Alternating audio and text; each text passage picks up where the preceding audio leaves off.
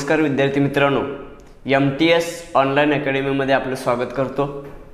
मित्रांनो, यापूर्वी राज्यसेवा पूर्व परीक्षेचे आपले लेक्चर सुरू आहेत। आता त्याच लेक्चर सीरीजमधील पुढचं म्हणजे आजचं असणारं लेक्चर आहे राज्यसेवा पूर्व परीक्षेतील राज्यघटना या विषयाची व्याप्ती, त्यानंतर त्या विषयामध्ये असणारे उपघटक जे आहेत त्या विषयांवरती किती उपघटकांवरती किती प्रश्न येतात सर्वसाधारण, त्यामध्ये कशा प्रकारचा प्रश्न असतो आलेला एखादा प्रश्न, यानुसार आज आपण राज्यघटना या विषयाची सविस्तर चर्चा करणार आहोत। तर ती राज्यसेवा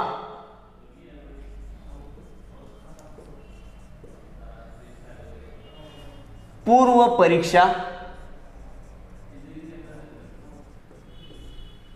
संदर्भात आपली चर्चा सुरू आहे। आता या राज्यसेवा पूर्व परीक्षेमधला पुढचा जो विषय आहे, आपण पहिला विषय पाहिला चालू घडामोडी, दुसरा विषय पाहिला इतिहास, तिसरा विषय पाहिला भूगोल, आता चौथा आजचा असणारा विषय आहे तो म्हणजे राज्यघटना।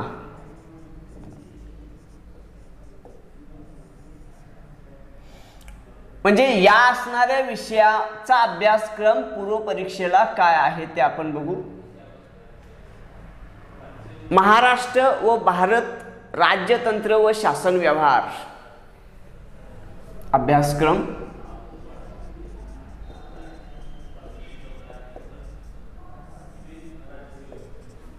महाराष्ट्र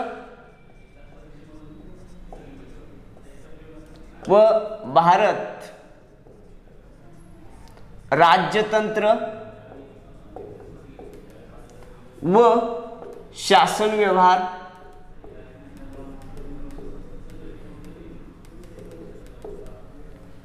हे टायटल दिले आणि त्यामध्ये दिले संविधान म्हणजे भारताचं असणारं संविधानाबाबत माहिती पाहिजे, राज्य व्यवस्था, पंचायत राज म्हणजे यामध्ये दिले संविधान म्हणजे भारतीय राज्यघटना, शासन व्यवहार,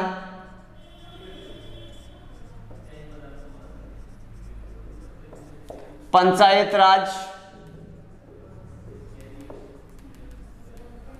या विषयामध्ये शहरी शासन व्यवहार, सार्वजनिक धोरण, हक्कांच्या बाबी, शहरी शासन व्यवहार,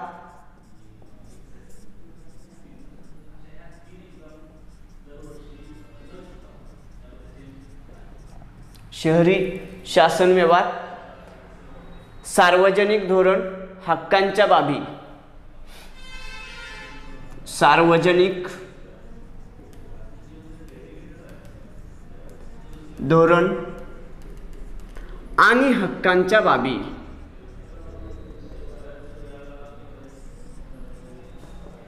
इत्यादी अशा प्रकारचा हा राज्यघटना या विषयाचा पूर्व परीक्षेला अभ्यासक्रम आहे। आता या राज्यघटना या विषयासाठी स्रोत काय वापरायला पाहिजे म्हणजे पुस्तकं कोणती वापरायला पाहिजेत हे महत्त्वाचं, किंवा पुस्तके म्हणून काय वापरायचं आपल्याला, तर एम लक्ष्मीकांत यांचं मराठीमध्ये अनुवाद असलेलं पुस्तक आहे किंवा इंग्लिशमधून वापरू शकता, पण आपण मराठमोळी माणसं म्हटल्यानंतर मराठी अनुवादित पुस्तक आहे हे वाचलंच पाहिजे। आणि त्यानंतर रिव्हिजनसाठी रंजन कोळंबे। आता काही जणांना पानांची संख्या पुस्तक बघितल्यानंतर जर भीती वाटत असेल, एम लक्ष्मीकांत बघितल्यानंतर थोडी भीती वाटणारच आहे, ठोकळ्याचीच लेवल आहे, एकच राज्यघटना त्यामध्ये दिलेली आहे, मात्र याचा शॉर्टमध्ये हे शॉर्ट बट स्वीट असणारं रंजन कोळंबे सरांचं पुस्तक आहे, ते प्रथम वाचा आणि नंतर एम लक्ष्मीकांत वाचा, काय हरकत नाही, पण हे वाचलंच पाहिजे। आता त्यानंतर यासाठी पंचायत राज नावाचं ही राज्यघटना यातून वाचली, मग हे पंचायत राज यामध्ये दिलंय, यामध्ये पण डिटेल्समध्ये अजून जास्त डीपमध्ये पंचायत राज दिलेला आहे. पंचायत राजसाठीचं किशोर लवटे. आणि पंचायत राज अगदी शॉर्ट बट स्वीट चांगला दिलेला अजूनही आहे एकनाथ पाटलांच्या ठोकळ्यामध्ये. ठोकळ्यामधला ठोकळा, या ठोकळ्यामध्ये पंचायत राज नगरपालिकांच्या बाबत चांगली माहिती दिलेली आहे. ही पुस्तकं वापरायला पाहिजेत. आता आपण मूळ घटकाकडे वळूया. हे अभ्यासक्रम झाला, स्त्रोत झाला, त्याचे असणारे उपघटक कोणते आहेत, त्या कोणकोणत्या उपघटकांवरती कमीत कमी प्रश्नांची संख्या किती येते आणि जास्तीत जास्त किती येते हे आपल्याला बघायला पाहिजे. असे असणारे प्रश्न कोणते येतात तेही बघायला पाहिजेत. त्या उपघटकांच्या वरती असणारे प्रश्न ते आपण सर्व बाबी बघूया.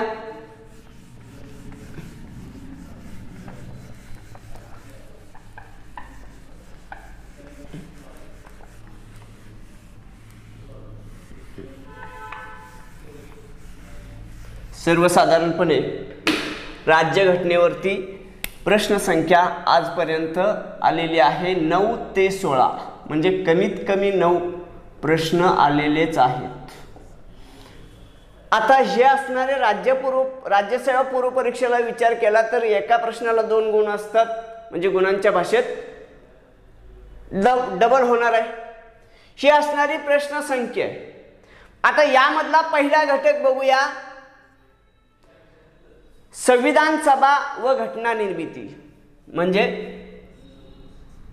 संविधान सभा व घटना निर्मिती.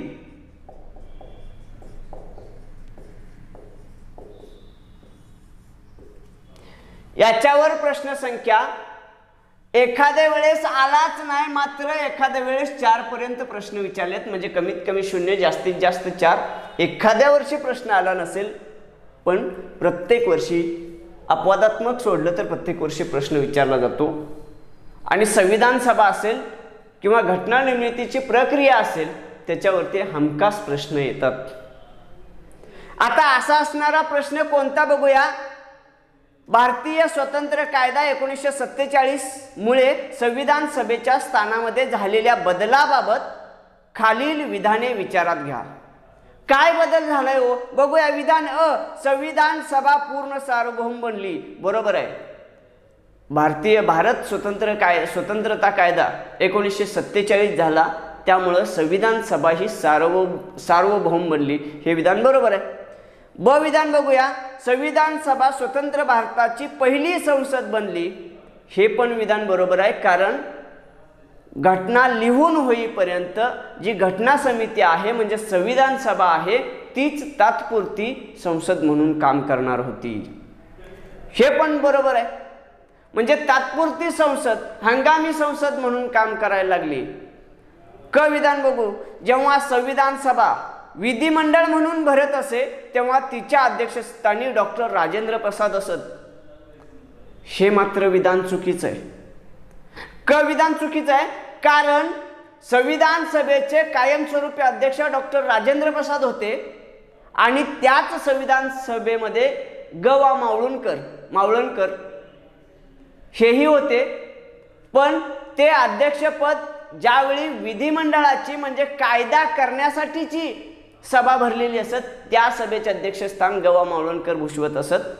आणि घटना लिहिण्यासाठी जर संविधान सभा भरली असेल तर मात्र त्या सभेचं अध्यक्षपद डॉक्टर राजेंद्र प्रसाद भूषवत असत.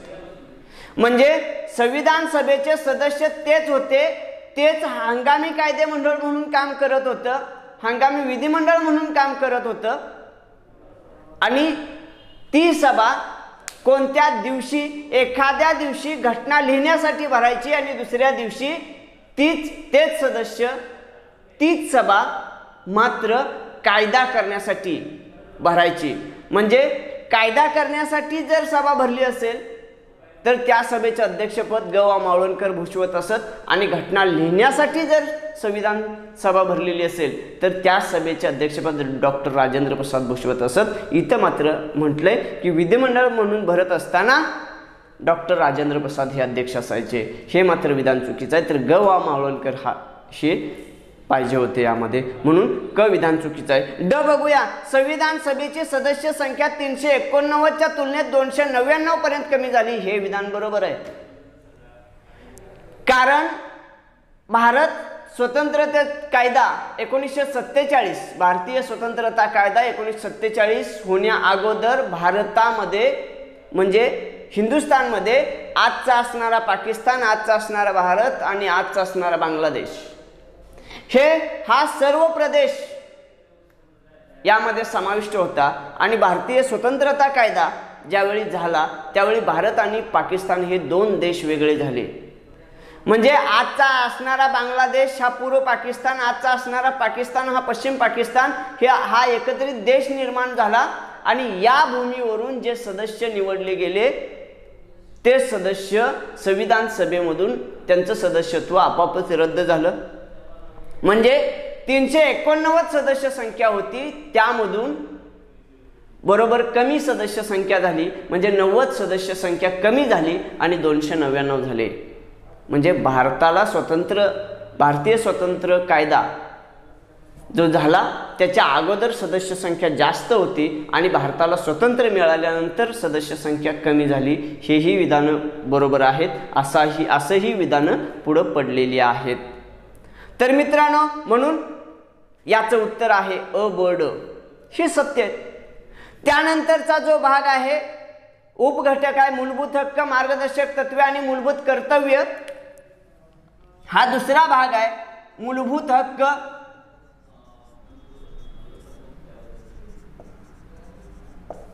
मार्गदर्शक तत्वे म्हणजेच नीतिदर्शक तत्वे किंवा मूलभूत कर्तव्य,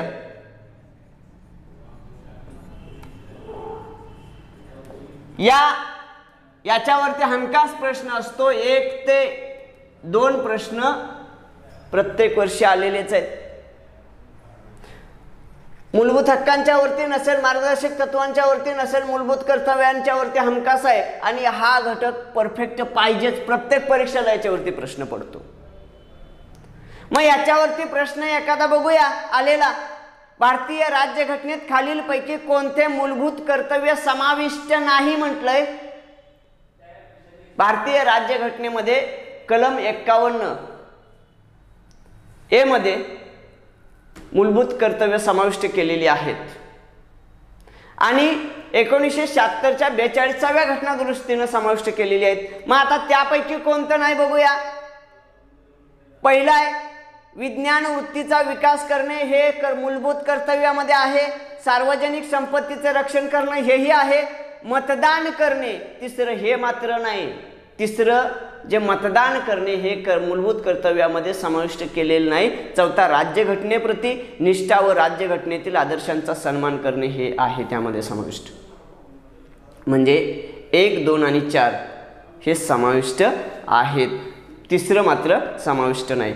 त्यानंतरचा पुढचा भाग आहे केंद्र शासन म्हणजे संसदेवरती, केंद्र सरकारवरती प्रश्न संख्या किती असते? 1 ते 6।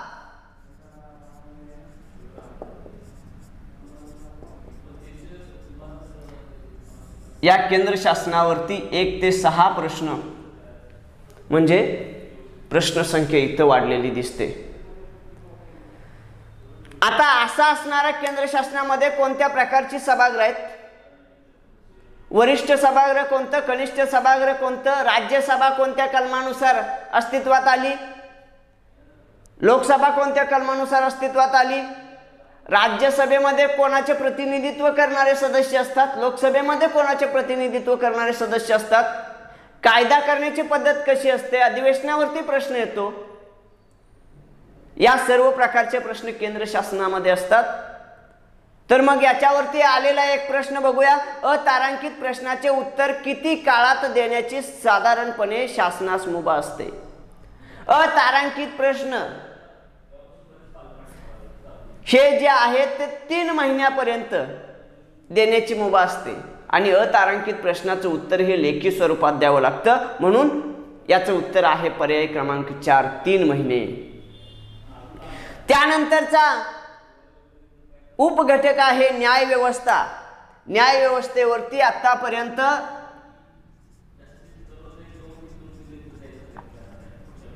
न्याय व्यवस्था याच्यावरती आतापर्यंत 0 ते 2 म्हणजे 2 पर्यंत प्रश्न आलेत. या न्याय व्यवस्थेवरती सर्वोच्च न्यायालय, उच्च न्यायालय, कनिष्ठ न्यायालय ते जे रिट्स जारी करतात त्याच्यावरती प्रश्न आलेले आहेत, किंवा भारत सरकार विरुद्ध कुणी केस दाखल केली असेल, एखाद्या राज्य सरकार विरुद्ध जनहित याचिका दाखल केली असेल, त्याच्यावरती झालेला महत्त्वपूर्ण निकाल असेल, तर या न्यायप्रविष्ट बाबी सगळ्या न्यायव्यवस्थेमध्ये येतात. मग असा असणारा एखादा प्रश्न बघूया. खालीलपैकी कोणत्या प्रकरणात भारताच्या सर्वोच्च न्यायालयाने राज्यघटनेच्या मूलभूत संरचनेत संसदेला बदल करता येणार नाही असा निर्णय दिला? परत एकदा प्रश्न वाचतोय, म्हणजे खालीलपैकी कोणत्या प्रकरणात भारताच्या सर्वोच्च न्यायालयाने राज्यघटनेच्या मूलभूत संरचनेत संसदेला बदल करता येणार नाही असा निर्णय दिला? म्हणजे सर्वोच्च न्यायालयाने दिलेला निर्णय आहे, मूलभूत संरचनेत बदल करता येणार नाही असा निर्णय केशवानंद भारती विरुद्ध केरळ राज्य या खटल्यामध्ये दिलाय. आणि हाच खटला आता जास्त महत्त्वाचा आहे, कारण नुकतंच केशवानंद भारतींचं निधन झालेलं आहे. त्यामुळं आता हा प्रश्न जास्तीच महत्त्वाचा आहे. म्हणजे आतापर्यंत जे महत्त्वाचे खटले झाले आणि त्या खटल्यावरती जे जे निकाल दिले ते निकाल आता जास्त महत्त्वाचे आहेत. केशवानंद भारती तर महत्त्वाचेच आहेत. मग त्यानंतरचा असणारा गोलकनाथ खटला असू द्या, शंकरी प्रसाद खटला असू द्या, मिनर्वा मिल खटला असू द्या, ते कोणत्या वर्षी झाले, त्या खटल्यामध्ये सर्वोच्च न्यायालयाने किंवा उच्च न्यायालयाने काय निकाल दिला, जो असेल तो निकाल आपल्याला माहीत असणं गरजेचं आहे. म्हणून याचं उत्तर आहे केशवानंद भारती विरुद्ध केरळ राज्य. त्यानंतरचा घटक आहे राज्य शासन. 5वा घटक आहे राज्य शासन. राज्य शासन म्हणजे राज्याचं सरकार, राज्यातील विधिमंडळ, मग राज्यपाल असेल, विधानसभा असेल, विधान परिषद असेल. संपूर्ण देशामध्ये विधान परिषदांची संख्या किती आहे, विधान परिषदेमध्ये सदस्य संख्या किती असू शकते, जास्तीत जास्त किती असू शकते, कमीत कमी किती असू शकते, एखाद्या विधानसभेची सदस्य संख्या विचारू शकतात. त्यामधलं वरिष्ठ सभागृह कोणतं, कनिष्ठ सभागृह कोणतं हे विचारलं जातं. आणि या राज्य शासनावरती सर्वसाधारण 0 ते 4 प्रश्न विचारलेले आहेत. बघा, म्हणजे केंद्र शासनावरती 6 प्रश्न विचारलेत आणि राज्य शासनावरती 4 पर्यंत प्रश्न विचारले गेलेले आहेत. म्हणजे आपल्याला हे महत्त्वाचं आहे. 4 पर्यंत प्रश्नांची संख्या जात असेल, 6 पर्यंत प्रश्नांची संख्या जात असेल, तर केंद्र शासन आणि राज्य शासन हे दोन्ही गोष्टी जास्त महत्त्वाच्या होऊन बसलेल्या आहेत. आणि आपल्याला या घटकांच्या वरती भर द्यायला पाहिजे. राज्य शासनावरती प्रश्न कसा येऊ शकतो तो बघूया. महाराष्ट्राच्या राज्यपालाबाबत खालीलपैकी कोणते विधान सत्य आहे? महाराष्ट्राच्या राज्यपालाबाबत खालीलपैकी कोणते विधान सत्य आहे? पहिलं विधान आहे ते अँग्लो इंडियन जमातीतील एकाच विधान परिषदेवर नामनिर्देशित करू शकतात. विधान परिषदेवर नाही तर विधानसभेवरती नामनिर्देशित करू शकतात. आता मुळात हा पूर्वी विचारलेला प्रश्न आहे, पण त्यामध्ये आता बदल केलाय. राज्यपालाला अँग्लो इंडियन व्यक्तीस नामनिर्देशित करता येणार नाही इथून पुढं, कारण लोकसभेमध्ये 2 अँग्लो इंडियन नामनिर्देशित केले जात होते आणि विधानसभेमध्ये त्या संबंधित राज्याचा राज्यपाल एका अँग्लो इंडियनास नामनिर्देशित करू शकत होता, पण सध्या आता करता येणार नाही इथून पुढं. म्हणून विधान 1 चुकीचं आहे. त्यानंतर दुसरं विधान दिलंय, राज्यपाल हे अँग्लो इंडियन जमातीतील दोघास विधानसभेवर नामनिर्देशित करू शकतात, तर दोघांना नाही तर एकाच विधानसभेवर नामनिर्देशित करू शकत होते. त्यामुळे दुसरंही विधान चुकीचं आहे. तिसरं विधान दिलंय, राज्यघटनेतील कलम 371(2) अन्वये विशेष जबाबदारी प्रदान केलेली आहे. हे बरोबर आहे. राज्यपालांना 371(2) अन्वये विशेष जबाबदारी प्रदान केलेली आहे. हे विधान बरोबर आहे. त्यानंतर चौथं आहे ते, राज्यपाल हे राज्यघटनेच्या अनुच्छेद 31(अ) खाली सक्तीने खाजगी मालमत्ता संपादन करण्यासंबंधी विधेयक राष्ट्रपतींच्या विचारार्थ राखून ठेवू शकतात. विषयच नाही राखून ठेवायचा, कारण हे विधेयक राज्यामध्ये सादरच करू शकत नाही. त्यामुळे त्याचा प्रश्नच नाही राखून ठेवायचा. म्हणून पाचवा जो घटक आहे राज्य शासन, यावरती 0 ते 4 प्रश्न येतात आणि याचं उत्तर जे या प्रश्नाचं आहे पर्याय क्रमांक 3, 371(2) नुसार त्यांना विशेष जबाबदारी प्रदान केलेली आहे. त्यानंतर 6वा घटक आहे केंद्र राज्य संबंध, 0 ते 2 प्रश्न येतात. आता केंद्र सरकार आणि राज्य सरकार यांच्या संबंधावरती प्रश्न असतात.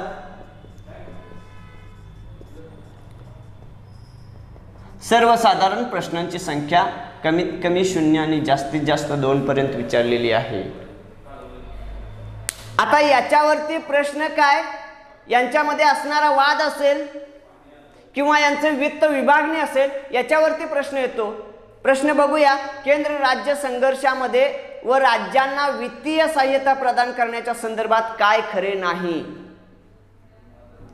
विधान अ दिलंय, स्वातंत्र्यापासून केंद्र आपले कार्य क्रमाक्रमाने अशा रीतीने वाढवत आहे की राज्य केंद्रावर पूर्णपणे विसंबून राहतात. हे बरोबर आहे.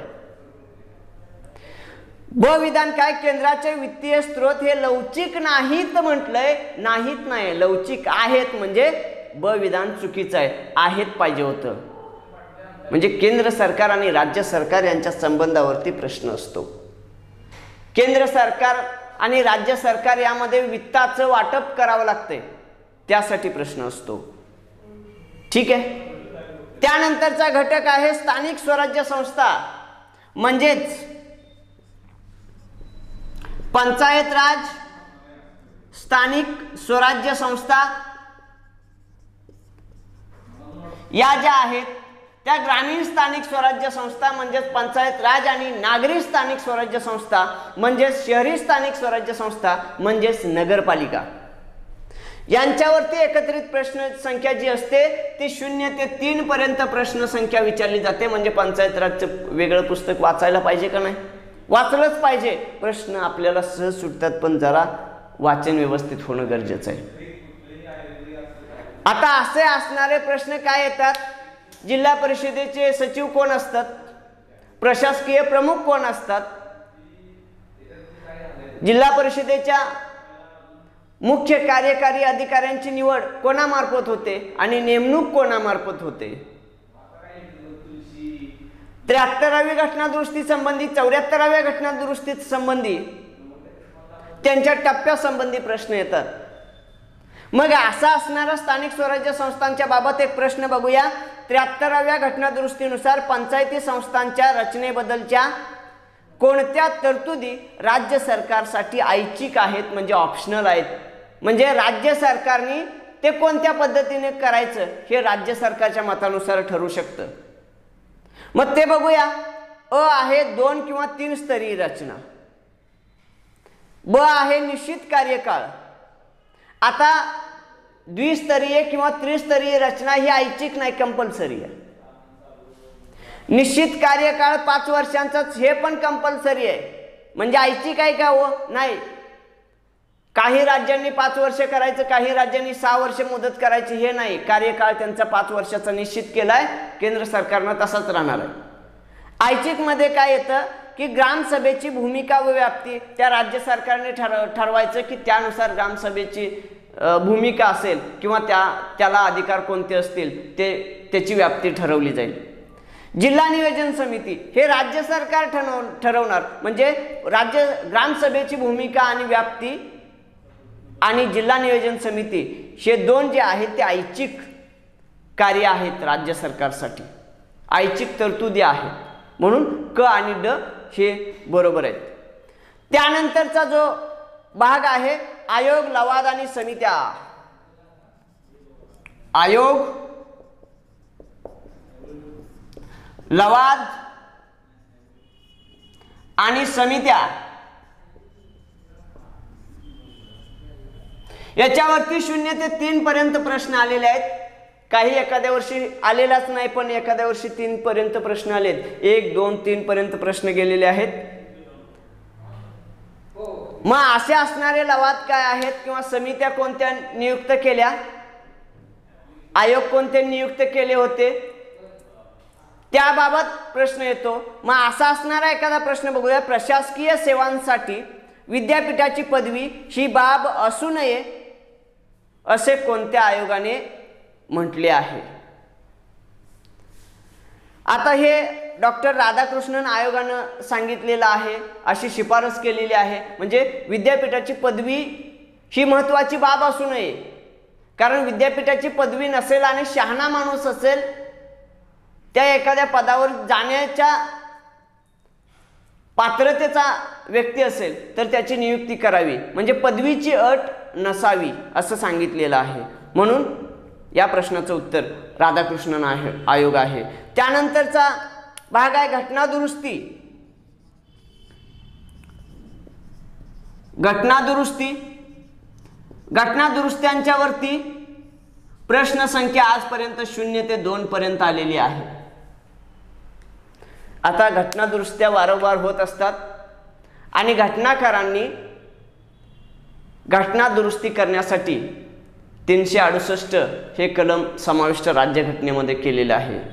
कारण ज्यावेळी घटना लिहिली त्यावेळीची परिस्थिती वेगळी आणि नंतर परिस्थिती बदलत जाईल, तसे काही कायदे वेगळे करावे लागतील किंवा घटनेमध्ये बदल करावा लागेल. हे घटनाकारांनी त्याच वेळी म्हणजे 1950 सालापर्यंत 49 पर्यंत 46 ते 49 या काळामध्ये घटना लिहिली गेली, तर त्याच काळात त्यांनी ओळखून घेतलं आणि घटना दुरुस्ती करण्यासाठी 368 कलम हे समाविष्ट केलं. ह्या ज्या घटना दुरुस्त्या होतात त्या घटना दुरुस्त्यांवरती आतापर्यंत प्रश्न विचारले गेलेत. आता बघूया असा असणारा प्रश्न. नागरिकत्व कायदा 1955 अंतर्गत खालीलपैकी कोणत्या पर्यायाद्वारे एखादी व्यक्ती भारताचा नागरिक बनू शकते. हा प्रश्न जास्त महत्त्वाचा आहे, पूर्वी पडलेला आहे आणि यावर्षी तर नक्कीच महत्त्वाचा आहे.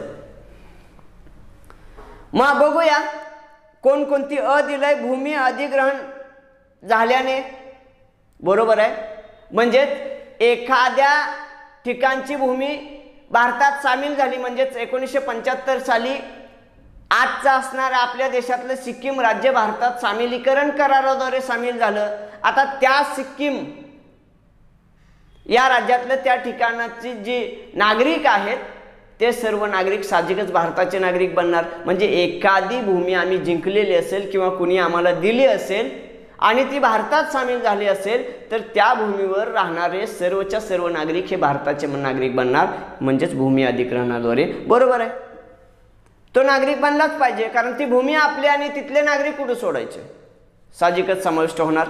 ब दिले वारसा हक्काने, साहजिकच वंश तत्वाने एखादा नागरिक इथं पूर्वी होता आणि त्याचे वंशज काही कारणाने इतर देशामध्ये अमेरिका किंवा परदेशामध्ये गेलेले आहेत आणि त्यांना जर वाटत असेल की भारताचं नागरिक व्हावं तर ते होऊ शकतात, वंश तत्वाद्वारे भारतीय नागरिक बनू शकतात.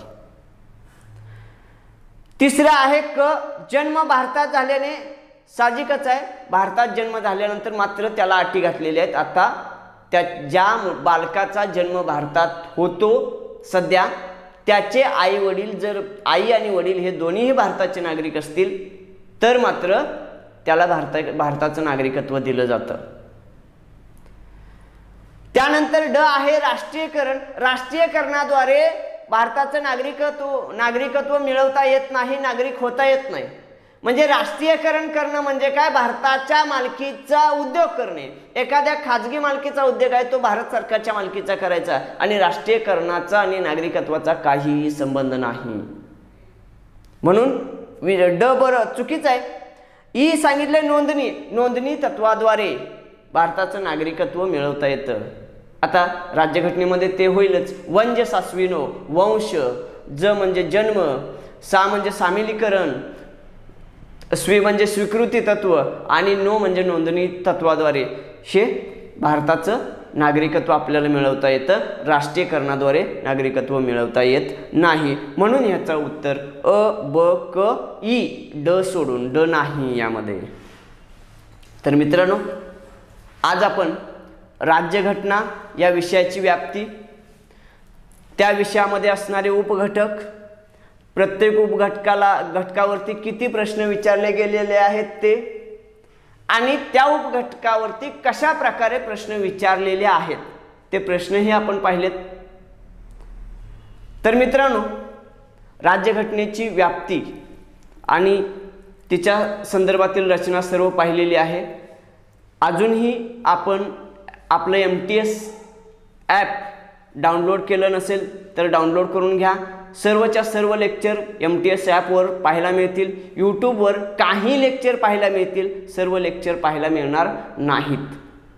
तर मित्रांनो, पुढच्या लेक्चरमध्ये आपण भेटूया. तोपर्यंत थांबूया. धन्यवाद.